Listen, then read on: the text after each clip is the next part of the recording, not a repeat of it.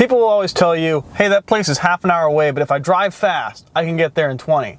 Today, we're gonna put that to the test and find out what it's costing you in terms of fuel economy. I am in a tiny Toyota Prius C. I just filled this thing up. It is full to the brim, and I'm about to go on about a half-hour, 15-kilometer drive and mix highway and city driving to find out. The first run will be done driving normally. The second lap is going to be driven hypermiling. The third lap, I'm going to be driving like a madman. I'm going to be driving really aggressive, and we're gonna see, A, if doing that gets me there any faster, and B, how much fuel it's gonna cost me. Let's hit the road. So for this lap, we're gonna be driving as close to normal as anyone could. You know, we're going with the flow of traffic. I'm accelerating normal. I'm not taking any extra care to hypermile. I'm also not trying to rush and get there super quick. Okay, well, I'm sitting here doing some math. I have a hilarious 67-cent gas receipt for that driving we just did.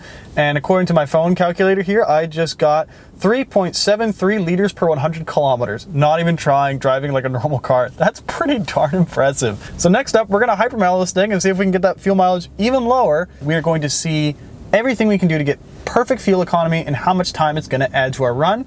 Let's get going. So for those who might not be aware, hypermiling is minimal consumption. How little can you make an engine work to get where you want to go?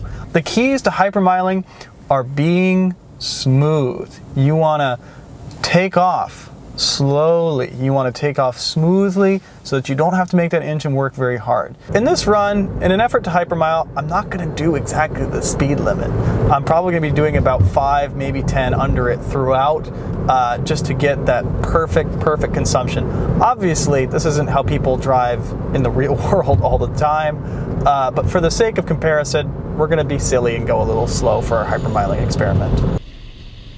Okay, so the results are in. Our hypermiling got us 3.65 liters per 100 kilometers and took us a bit over half an hour, but we were stuck behind a streetcar for a lot of that. It's not entirely fair. There's just things you can't quite predict. So this next lap is going to be the big one. We're going to put the pedal to the floor and we are going to drive like a jerk and see how fast we get back here and what kind of fuel mileage we're going to get. Give it all it's got.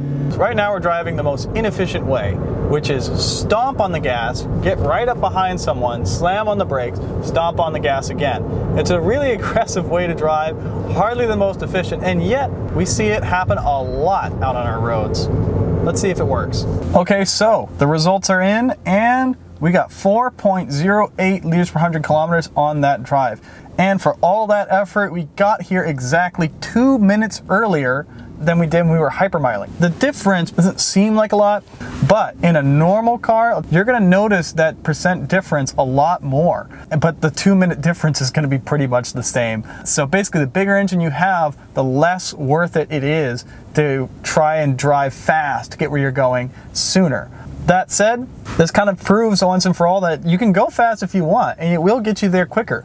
But there's a fuel economy price to be paid, and you just gotta wonder if it's worth it. For Driving.ca, I'm Clayton Seams.